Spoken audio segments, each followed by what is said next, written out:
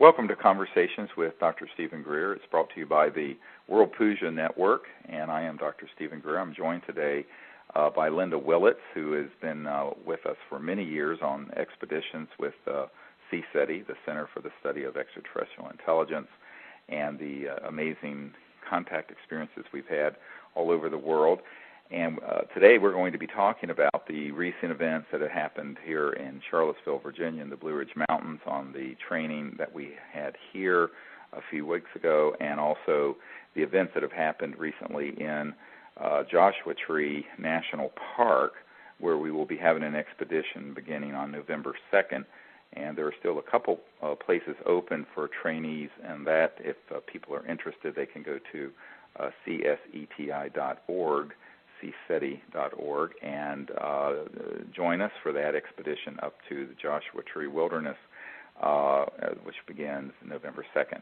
Thank you, Linda, for joining us today. Oh, you're welcome. It's great to be here. Great. Well, why don't you sort of introduce some things that you noted, as you're the official recorder of events for the expeditions that happened in Charlottesville this year and other years, and just sort of introduce it to folks.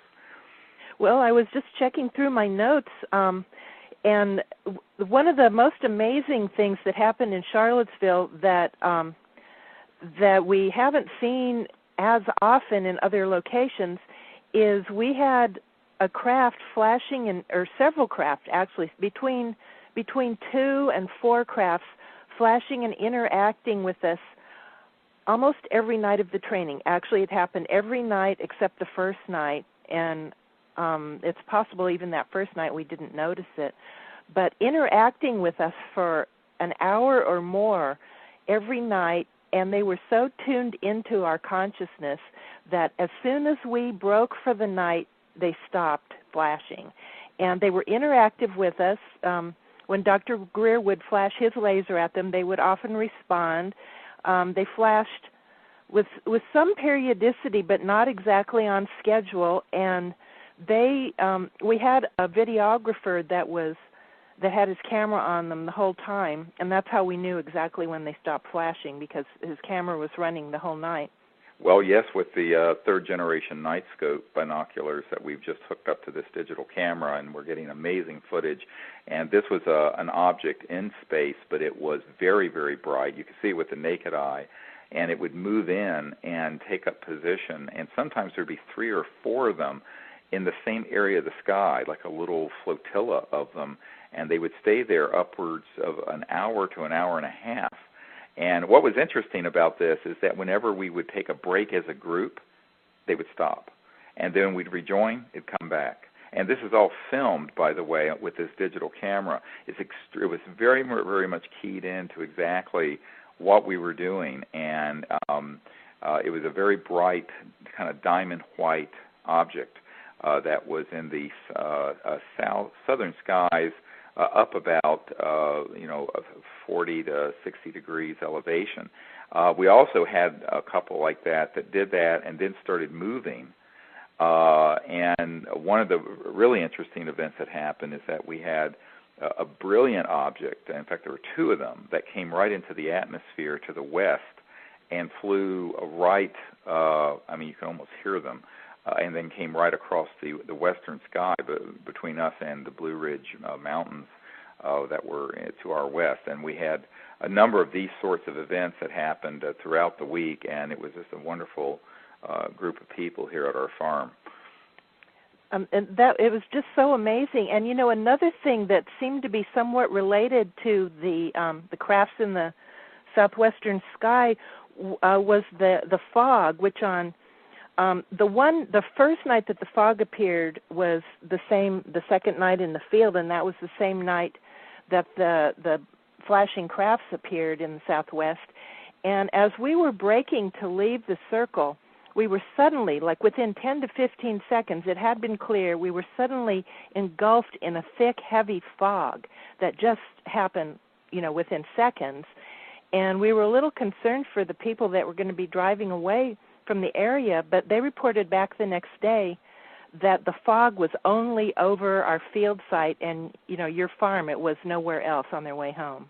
Well, and interestingly, people had these sort of orbs or brilliant objects follow them back to their hotel rooms, and a couple of people had them in their rooms and even had them turning on and off the lights. That's right. Which we've had happen before, sort of a way that there's some indication, sort of electromagnetic anomalies that happen. And of course we point out to people that really advanced interstellar civilizations that are capable of moving faster than the speed of light and are resonating in a form faster than solid matter can manifest in amazing ways.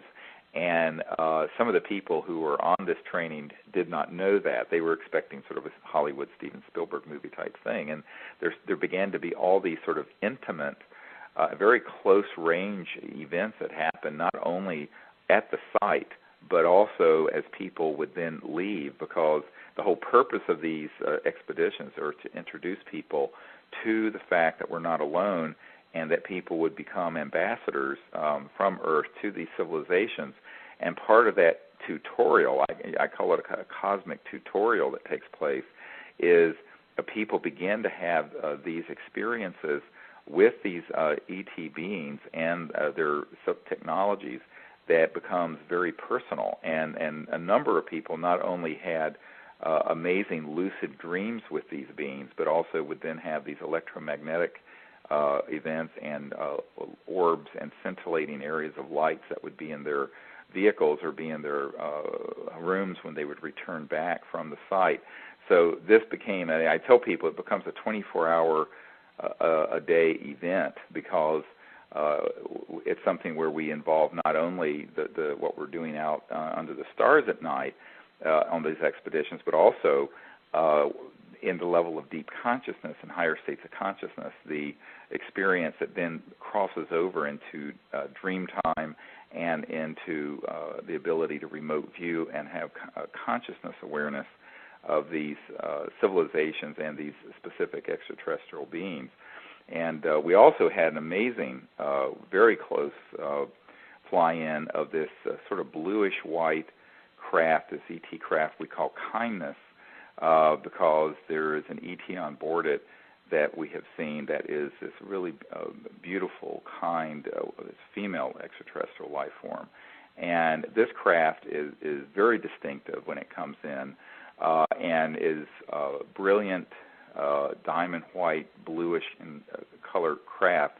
And that was present also on more than one evening, that would come into the sky and then move back out into space. You can actually see it move back out into space after it comes in, and was seen by everyone. So these were all events that happened over the course of the 5 nights that we were out under the stars. Another thing about the fog was the next night, the fog was so tuned into our energy that every time we would take a break or get up, and we had a few breaks during the evening, and then when we broke for the final end of the night, the fog would swoop down within seconds and engulf our group. And as soon as we sat down and resumed our field work and got back into consciousness, it would disappear just as quickly. Right. And there was also a really interesting, several people had daytime sightings of these discs.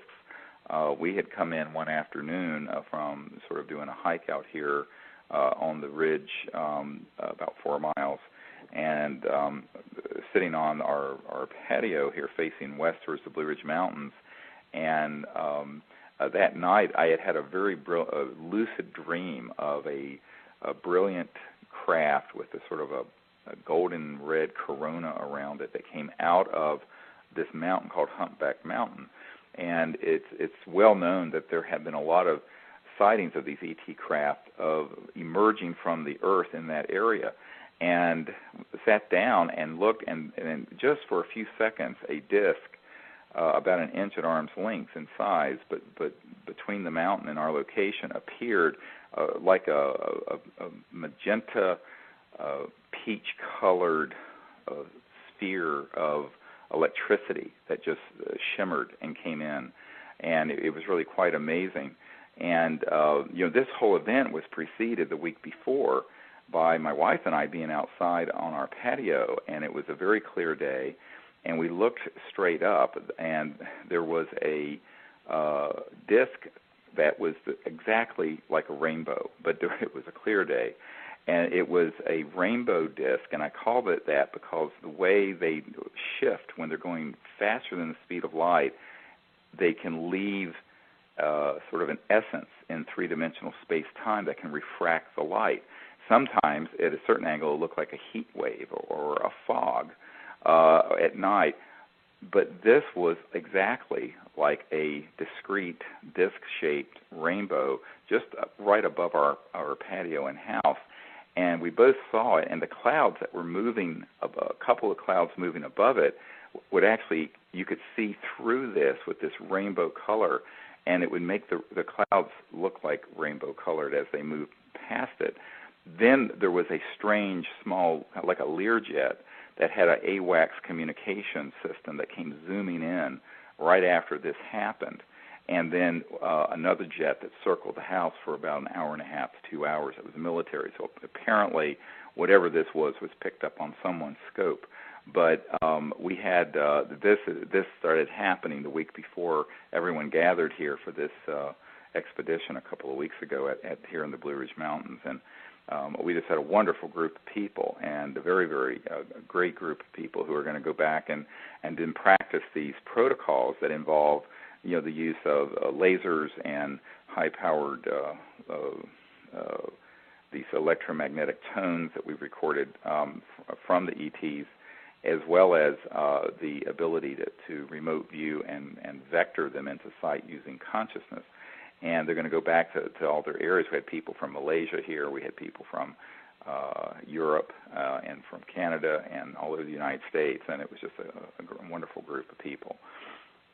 You know, another thing about the crafts that you saw coming out of Humpback Mountain in your meditation was after you did the puja, the fourth evening, you did it right at sunset in the field, and then you were giving people their mantras away from our circle that we were sitting in the field, and I was in the circle and watching the sunset, and out of Humpback Mountain there were clouds, 3 clouds in the shape and the same color you described of ET craft, and the clouds were positioned, or the crafts were positioned, they looked like they were coming right out of Humpback Mountain in the sunset. Right, it was very beautiful. Yeah, what Linda's referring to is that we always have an evening where we gather, and I do a puja, a Sanskrit Vedic puja, and then teach people meditation with a very special mantra that's on the meditation CD that we have, that's available on our website, and disclosureproject.org.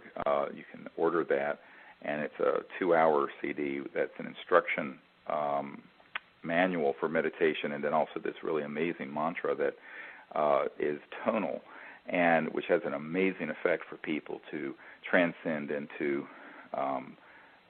cosmic awareness and be able to then rapidly be able to remote view distant places and distant objects, and of course make contact with these visitors. You know, the reason the consciousness sciences are so key is that we know that the main way that these extraterrestrial civilizations have developed communication technologies is that they do have machinery, as it were, very advanced electronics, but they interface directly with consciousness and thought. And so if you go into this non-local, universal field of awareness that is the nature of the mind that's within all of us, then what you can do is operate on a level where you can not only see them, but then communicate and show them through very coherent, clear thought and images your location. So you kind of zoom them in from space right to wherever your research team is located. And we call this a coherent thought sequencing, where the thought is like coherent light is, like a laser is coherent light. This is coherent thought, but within this foundation of cosmic awareness. And so the first thing that we emphasize is the experience of the development of the meditative faculty, the ability to sit quietly, go into unbounded awareness, remote view different distinct places. And we actually do exercises where we teach people exercises of how to do this remote viewing very accurately, where they can prove to themselves this is possible. And then throughout the week, people become clearer and clearer and clearer at being able to do that. And so it is a process. And we'll be doing this, of course, at Joshua Tree on November 2nd, where during the day we basically go through the information and go through the meditation process and instruction and discussion. And then at night we actually go out under the stars and make a circle and meditate and use our lasers and other equipment, but also have the group go into this deep state of cosmic consciousness together, which is very powerful to have 30 or 40 people in that state of awareness, and then make contact. And we have the most amazing things that then transpire, like the events here and the events that happened at Shasta in September last month. And then, of course, in November, we'll be doing this again up in the Joshua Tree Wilderness, which will be wonderful. We're going to be staying right near the west entrance to Joshua Tree National Park, and we have a site there in the center of Joshua Tree that was shown to us by the ETs, because the first year, in fact, the very first year Linda was involved, it was when we had this amazing event happen. I mean, maybe you want to share that with folks, how we got introduced to the whole Joshua Tree site and why we go to where we go in Joshua Tree, Linda. Yeah, that was amazing. It was in 1996 in November, and we had been out down this one particular road we use in the national park, and we had been further down the road than we've ever gone since. And we'd had a lot of activity out there, and as we were leaving, it was about 1:30 in the morning, and Dr. Greer had said that there was going to be something really amazing and dramatic and very quick happen. And as we were driving out, I was driving in my vehicle right behind his, and out straight down from the sky, I could see it, totally panoramic view of it through my windshield, was a beautiful teal. It was like fluorescent teal, and with a little white craft the size of my fist came down, and it was in the shape of kind of a Hershey's Kiss, where the paper comes off at the top. It was a little bit of like white, but mostly it was teal and just brilliant. And you could see it go like straight into the ground in the desert in the distance, and it wasn't that far. It was maybe about a mile away, and it totally illuminated the whole desert floor. But it didn't make a sound, and it merged. It disappeared into the desert floor.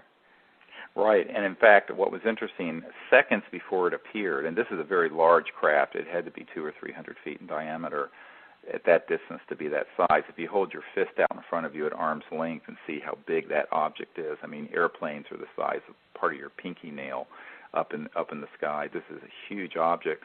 It came straight down. It didn't come down at an angle. It just felt like a dead weight and went straight into the earth. And, you would think that there would have been an enormous explosion or something. And because it did illuminate the desert floor, you could actually see the rocks and the trees and the hills as it illuminated the desert. And we're out in the middle of nowhere, in the heart of the deepest part of the interior of Joshua Tree National Park when this happened. And I knew that they were showing us where they have a underground ET facility that's in the national park. And it's this site that we now go to every year, and that's where we're going to be on November 2nd for a week and for 6 nights, going out to this amazing place where we have had just a stunning contact with these beings and with these craft. And in fact, where we have actually had a craft emerge from that same area, the same field where this big one went in a couple years ago. We had one that fully materialized about 10 to 20 feet above us and came over the group right above the height of the Joshua Tree that we sit beside, and it made this most unusual sound. It was wow, wow, wow, wow, wow, wow, wow, wow, wow, like that. And, the whole group was sort of stunned.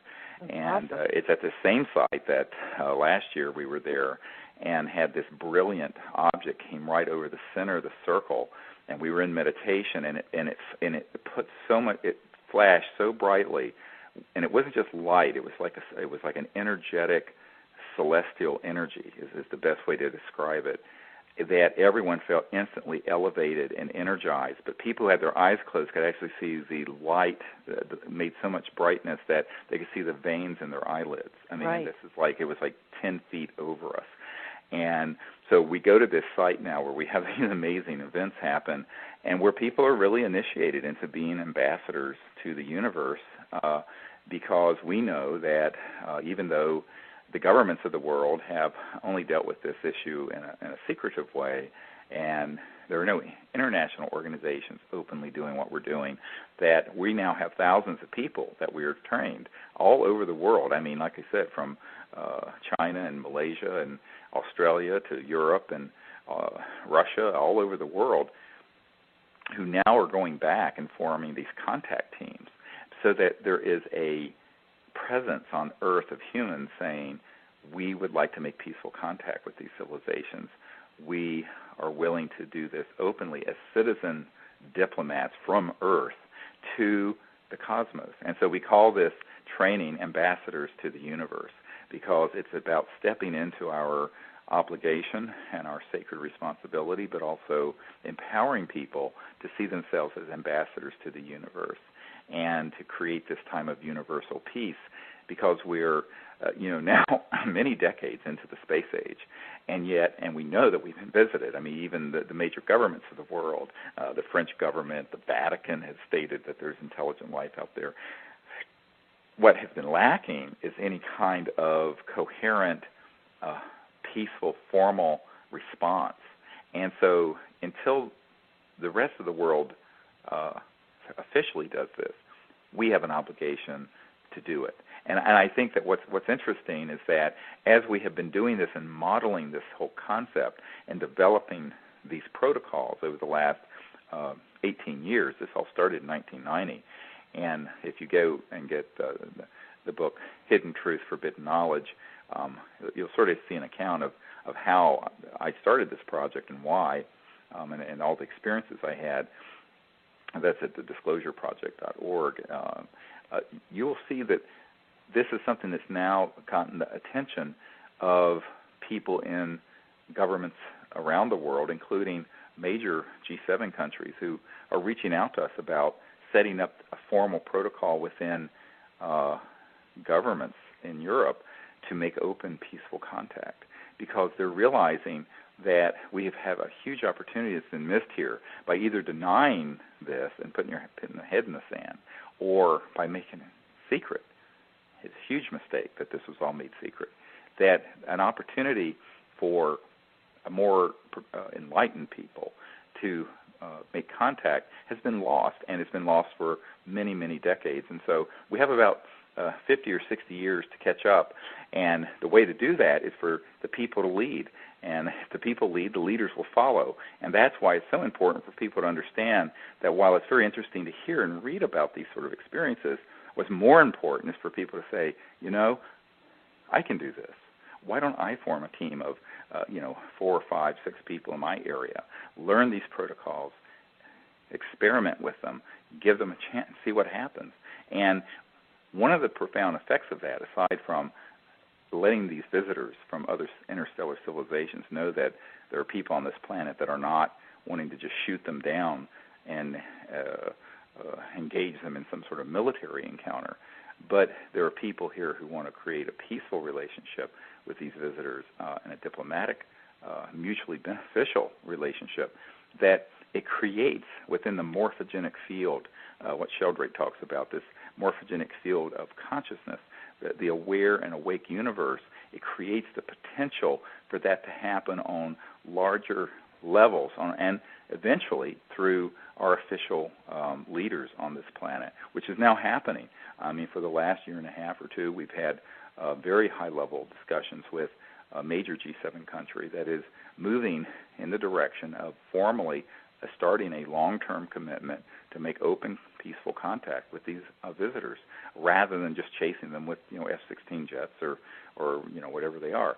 So, excuse me, this is a very big breakthrough, actually, and it's because of the research we've been doing for 18 years now being recognized, but it's also because of the sort of mysterious effect of a lot of people doing something like this that then begins to affect the awareness, the thought process, the consciousness, and this is actually how you manifest a new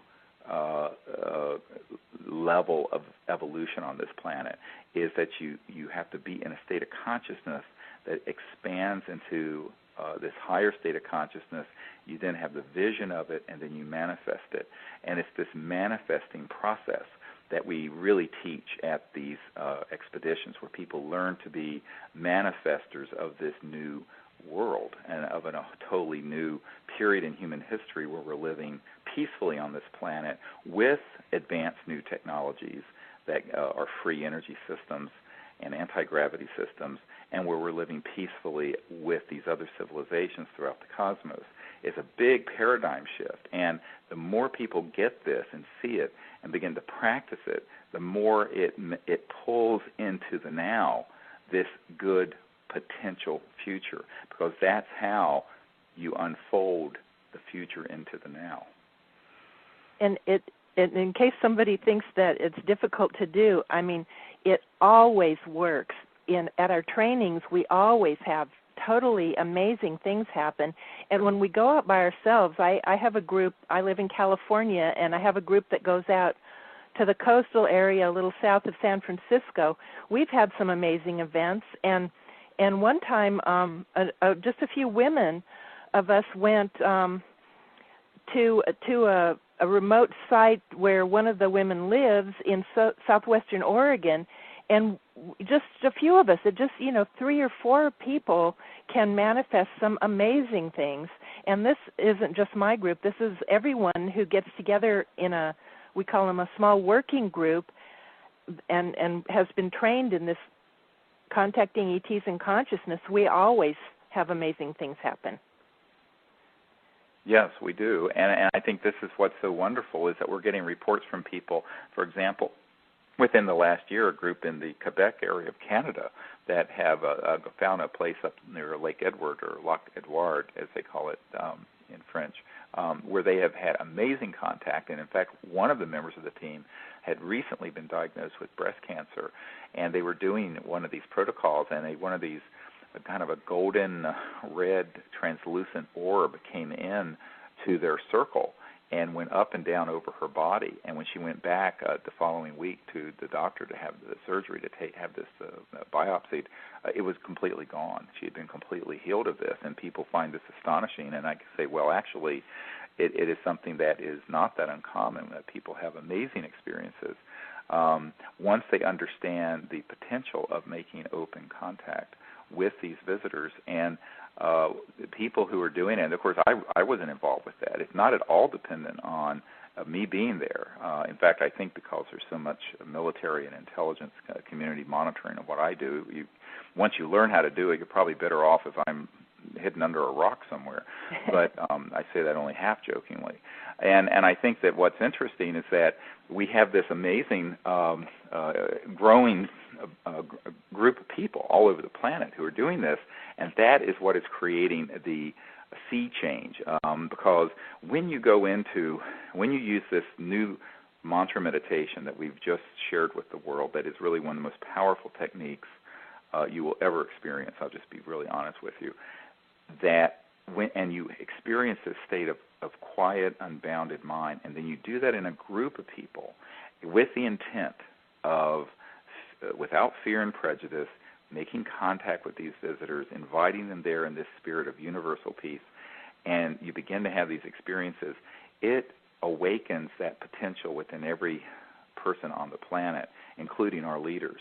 And this is why we're finding that there are all kinds of people in very significant walks of life in government and other circles. In fact, there's people who are surfacing within the corporate world and governmental world and international relations, and even people who are friendly from some of the foreign governments, overseas governments in Europe who are in the military, who really want to break with this tradition of secrecy and denial and militarism that has been the huge mistake of the last 50 or 60 years in dealing with the extraterrestrial visits to Earth, and start a new period of peaceful, open contact. And so, it's the old thing of the swords being beat into plowshares, where, these sort of institutions that have enormous resources and skill, I might add, want to begin to use them for something beneficial. And this is a very encouraging sign, by the way, because I don't view anyone as not being able to understand this. And I think that one of the big problems in our society is that everyone has bought into the deliberate propaganda that's been put out there since the 1950s about some sort of threat from outer space. And we know that no less a figure than Wernher von Braun, who invented the rocket for Hitler and who then became the core of our space program in the United States and worked on the Apollo program and built the Saturn rocket that took the first man to the moon, that what you find is that he, on his deathbed, basically told his assistant at the time, one of our witnesses, Dr. Carol Rosen, that there had been a long-term plan to misinform and disinform people and to create a false or hoaxed false flag operation around a threat from outer space, a so-called alien threat, and that a lot of people in the military and in the political establishment who do know about this subject have been brainwashed with this kind of nonsense, and that the public, through Hollywood, making movies at the request of the intelligence community and television shows and books and what have you, have been completely brainwashed about this. And the purpose of all that brainwashing and propaganda is to make people afraid where there's nothing to be afraid of. And, I point out this to people that, there is a basic law in the universe, and that is there's no way a civilization is allowed to go outside of their biosphere, much less their solar system, to another civilization until they have become a peaceful civilization. That this is something that is enforced universally, and that a lot of people hear about various aspects of the so-called UFO phenomenon, and I go, well, there are two parts of the UFO phenomenon: the extraterrestrial vehicles, which is what the National Security Agency had called them for years, ETVs, with EBEs, extraterrestrial biological entities. And then there are the ARVs, the alien reproduction vehicles, which are these man-made flying saucer thingies that have rivets and seams and everything like this, that are, quite frankly, to be honest, made by Lockheed Skunk Works in Northrop Grumman, my uncle's old company. My uncle designed, was a senior project engineer who built the lunar module, put the first man on the moon. And, these kind of clandestine projects dealing with anti-gravity and propulsion and what have you, these have been built and experimented with since the late 50s and 60s and operational. It's interesting because recently a very famous and wonderful film producer and director who is well known throughout the world, very, very famous, and a wonderful man. I don't want to name him by name because we've been having just confidential conversations, but he was telling me about being out west, and he had a sighting of a real ET craft that was this luminous, beautiful, peaceful, just gorgeous thing. And then later I had an encounter with one of these riveted, seemed obviously man-made anti-gravity things out in Utah. And, he was sort of saying, he instantly knew that something wasn't right, that was not the same sort of ET craft that he had seen years before. And this alien reproduction vehicle was actually, this was in the 1970s when he saw this. And so, and I go, oh, yes, that's 30 years ago, but remember, we've had them for at least 50 years. And he went, oh, my God. I said, yeah, we've been building these things. And I said, this is, one of the real problems is that they have used a lot of really advanced technologies to hoax fake alien encounters to scare the bejeebies out of people. And the real ET manifestations have been these beautiful, peaceful, wonderful things, and they have been trying to cover up the real extraterrestrial presence with this drama that's completely man-made by the intelligence community and the classified world, because they want people to have another enemy to fight. They eventually want to expand the conflict going on Earth into space. This is what the whole Star Wars initiative is about, and weaponized space. And this is one of the great tragedies of the 20th century that very few people know about, and that is the untold billions, if not trillions of dollars clandestinely that have gone into these projects since the 50s that Eisenhower warned us about when he said, beware the military-industrial complex. And he said this because he knew about the ET issue, but he also knew he had lost control over the corporate and financial interest in this and their desire to create a sort of a false flag operation around an alien threat, but also that they had taken these technologies and made them very secret, put them in the contracting corporations and hidden them under trade secrets and everything else. When, these are the technologies that could have gotten us off of coal and gas and oil back in the 50s. It's like the Jetsons were not, where it's a cartoon, but what it was portraying in those cartoons were actually fully operational by the time the cartoons were made. And the irony, of course, now, and the tragic irony, I might say, is that now there's this big debate and sort of awakening in the world that, we're destroying the biosphere with fossil fuels, and we're in a financial collapse because of this house of cards we've created, and the solution is already on the planet. So one of the things we have to do is a few intelligent things. We have to first form these contact groups that are citizen diplomacy groups to make open, peaceful contact with these visitors. We have to bring out the science and technologies that have been kept hidden away for decades that could replace oil and gas and coal, and we know they exist. We can prove they exist. And we have to then reform or transform our whole civilization away from the zero-sum game of the petrodollar-based economic system we have that requires that 80% of the world be in poverty, and into a world of justice and abundance and a truly high-tech world. People think we're so advanced and high-tech, and we could have been. But, it's true that we have computers and integrated circuits and fiber optics, but they're all being run on coal-fired power plants or what have you, which is, 1800s era technology. And so we have got to make this big leap because it's been thwarted and it's been suppressed and resisted for 50, 60 years or more. And the consequences of thwarting the natural evolution of a planet and a people is the disaster that we're facing today, not just economic and social, but entire biosphere disaster and what have you.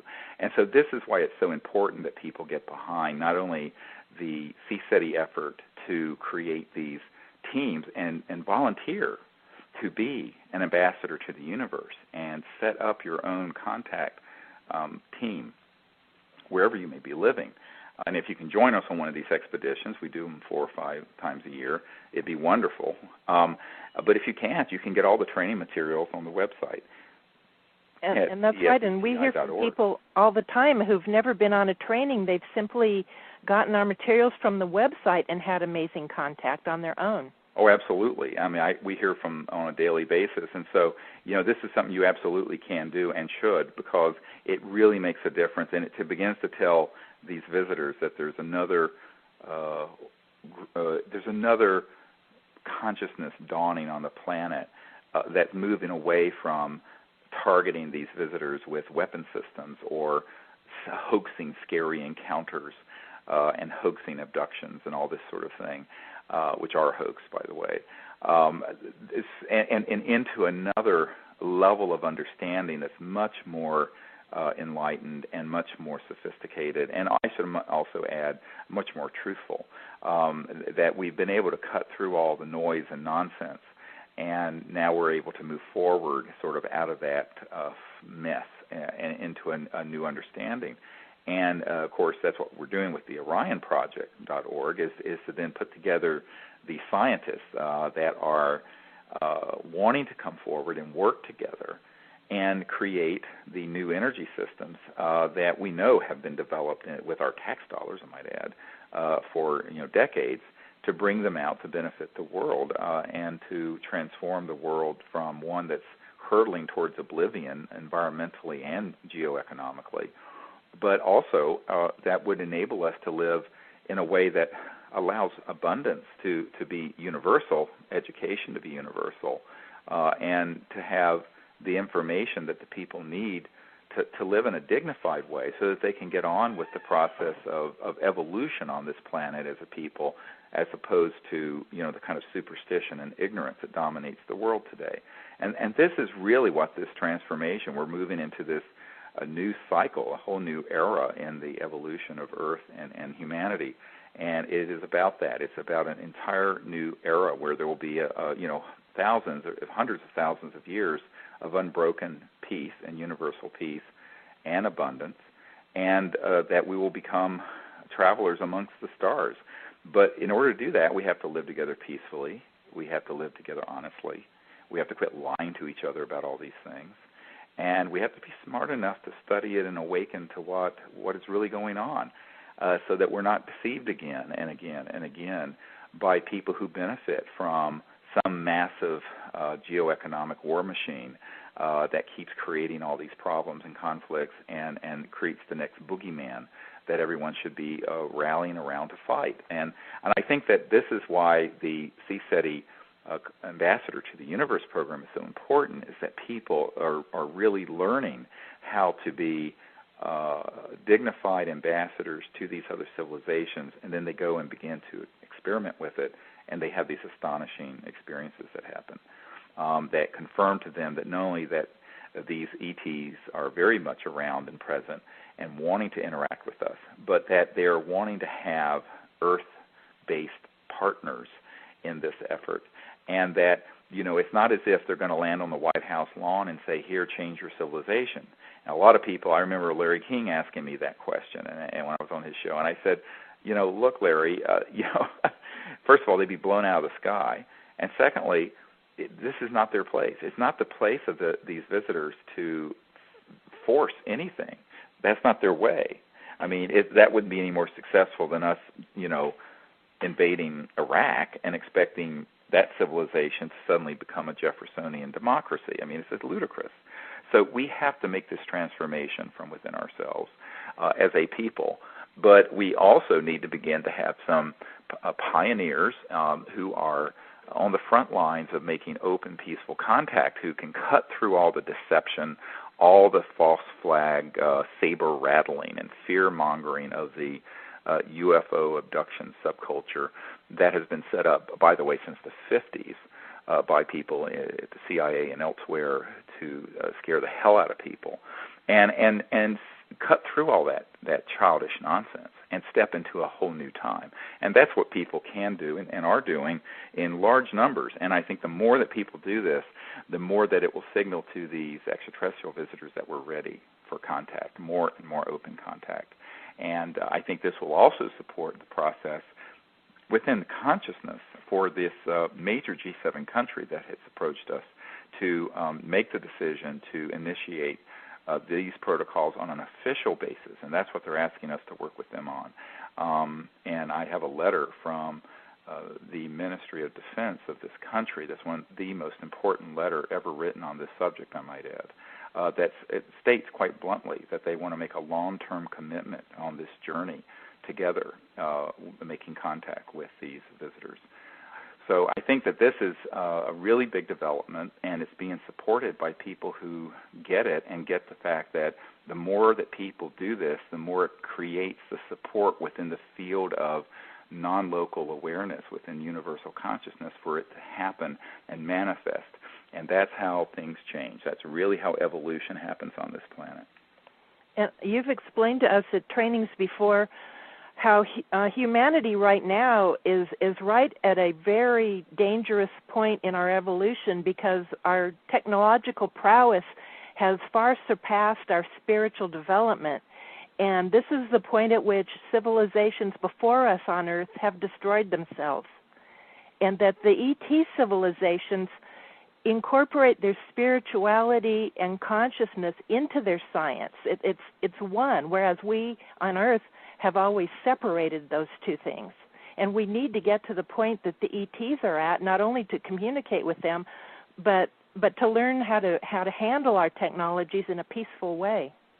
That's right, and I think that's why that more people doing this not only creates that morphogenic field to support open contact, but it really does affect people that you can't even imagine, because it's sort of like meditation and prayer generally.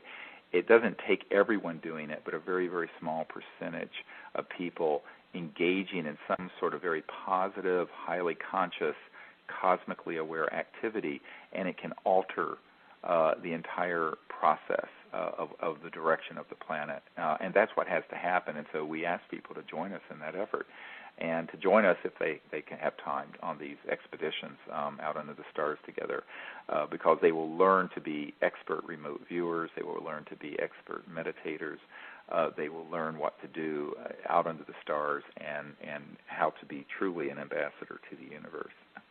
So that's all something that is an ongoing project, and a lot of people wonder, how that connects to these environmental and energy projects that we're working on. And I said, well, it's all part and parcel of the same issue, is that we cannot just have new technologies that create an energy system and a new economic system if we stay stuck with our feet in this old paradigm of conflict, and that we have to be able to move decisively away from,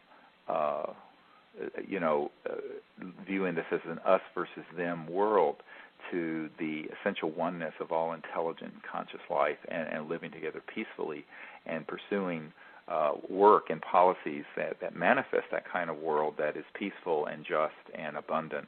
And that is what has to happen within that consciousness, but that has to include not just Earth at this point, it's going to include these other civilizations, because newsflash, they're here, and everyone in senior ranks of government that I've met with acknowledge that, but there hasn't been an action plan to deal with this properly. And I've told this story in my book, Hidden Truth, Forbidden Knowledge, when some years ago my wife and I went out, I was doing a briefing for the Board of Noetic Sciences in California, and there was a very famous U.S. senator there, Claiborne Pell. And Senator Pell, if anybody went to college on a Pell Grant, you can thank Senator Pell for that. And he's a wonderful man, senator from Rhode Island. And he was at this meeting that night, and we were out under the stars on this beautiful home up on a hilltop right next to the ranch from the Star Wars, the man. George Lucas.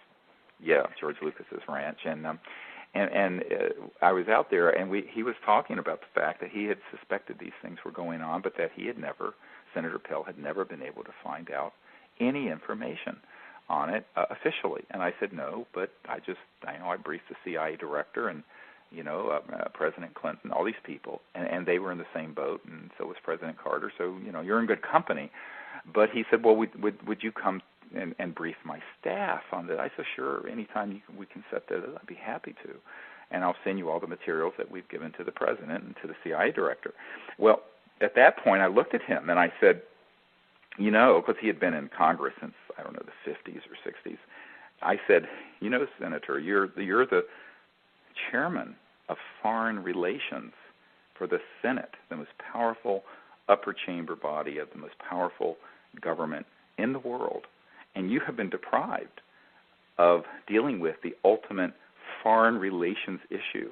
And I pointed to the stars above our heads, and he looked at me through his horn-rimmed glasses and blinked and said, well, Dr. Greer, you might be right.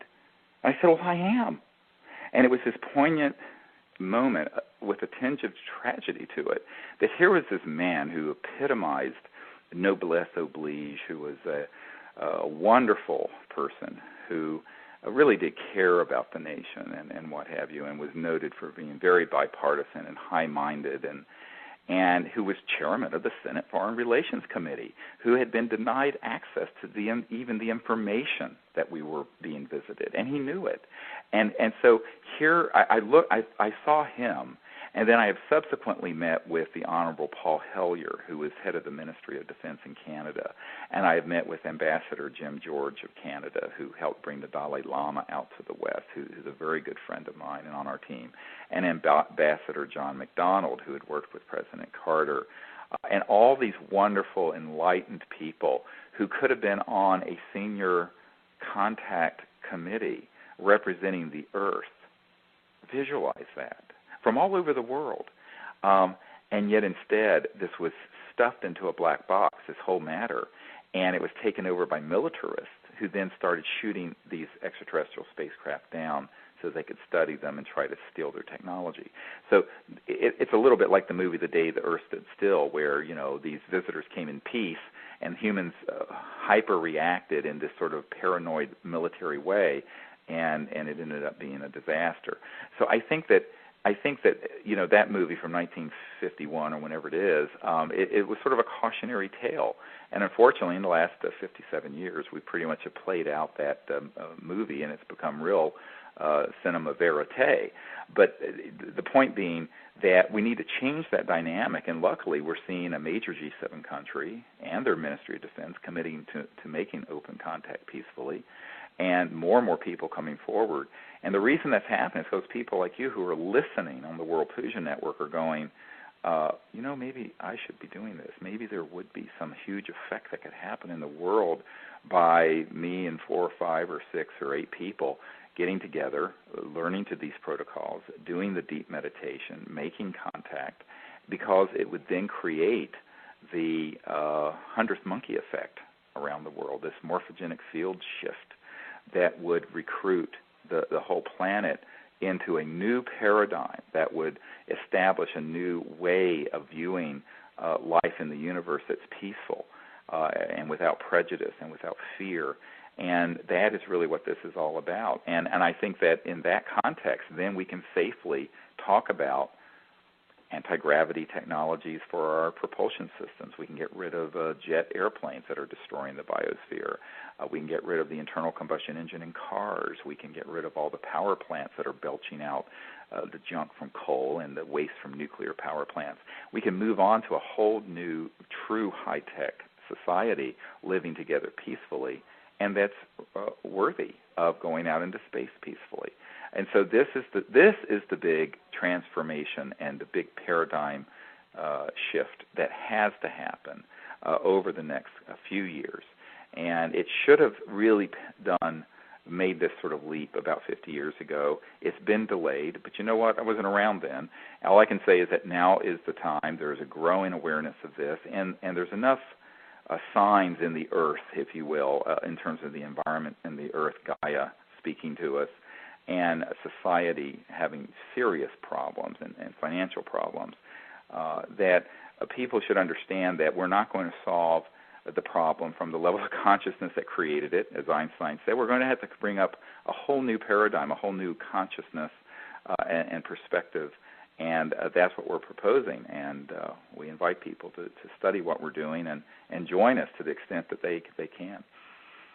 And not only joining us in consciousness, but supporting the OrionProject.org. Check out that website, because it's all about energy technologies that the world needs so badly right now, that it would give hope. It would give hope to people in this time, really one of the worst times we've been in my lifetime, and also it would totally change the planet. Right. Exactly. And you know, we hope to have some breaking news. We have just learned that the water-to-fuel Stan Meyer equipment was actually tested at the request of the British royal family by an admiral in Great Britain, and that they did confirm that it was 7 times over Unity, 7 times more energy out than in, and that the vehicle that he had that you can see on our website at the OrionProject.org really was running only on water, and that we are in the process of trying to acquire all of that equipment that has been in storage since Stan Meyer passed away. There's another group trying to bid with it. We're now having to go up to $80,000 to acquire this, and then we'll have to spend many times that to actually get it secured and have a scientific team study it. And so we ask people to help us be sure that this technology doesn't disappear into another effort, because I'm quite certain that the other folks who are trying to get it do not have the strategic contacts that we have that would enable this technology to get up and functioning and then out to the world rapidly. We have, for example, just had a very green company in Europe that is a multi-billion-dollar multinational that works very much on the climate change issue, that has contacted us wanting to help us and to use their resources to help disseminate this technology all over the world. This is a major, major event that's just happened in the last few days. And I think that we're going to have to secure these technologies, but this is just one of several very key projects that we are pursuing. But unfortunately, we thought that initially it would be $40,000 or $50,000 to acquire all of that equipment. There's another person that's now bid it up to $80,000, and I think that we're going to have the public help us with that. So please do help us at theorionproject.org so that amazing technology that Stan Meyer had developed and that had been tested and confirmed by a scientific team headed up by a British admiral, we have just learned today of this, that this is not lost to posterity, that it's not just lost forever again. It's been in storage for 12 years. It's time that it be brought out to the world, and I'm sure that we should be the ones to do that, but we cannot do it unless we have the resources. So please help us, those of you who are listening, and go to theorionproject.org to learn more about that, because we have a whole section on there about the Stan Meyer technology and the entire concept of using oscillating megahertz electronic systems to disassociate water into hydrogen and oxygen so that you could run your car and your home on just that with no pollution. The only pollution emission would be water vapor, which could be recaptured, recondensed, and used to further the process. And the time is ripe for something like that. Oh, yeah, the time is right, and the strategic list of people that are now jumping on board are very significant. As soon as we get one of these systems up and running, we have a very close member of our team who have very good contacts to both John McCain and Barack Obama to be able to make a sit-down meeting happen and demonstration happen. And so, we really have to be able to get a group of engineers together to build these systems up. And you just simply can't do that without the resources and the funding, and that's why we're asking people to generously donate to our nonprofit, theorionproject.org, working on these technologies. And those of you interested in these contact expeditions, please go to CSETI, that's CSETI.org, and see what we're doing, and join us at the Joshua Tree in November if you're free. And it'll be, I think, a life-changing experience for anyone who comes. Absolutely. Well, I think we've run out of time. Thank you, Linda, for your help and sharing with everyone. And I would like to thank everyone for listening to Conversations with Dr. Stephen Greer. It's brought to you by the World Puja Network, and I very much wish to thank the people at the World Puja Network for their generous support and giving us this time to give an update to everyone. And I look forward to speaking with everyone again soon. Thank you very much. Thank you. Bye-bye. Bye-bye.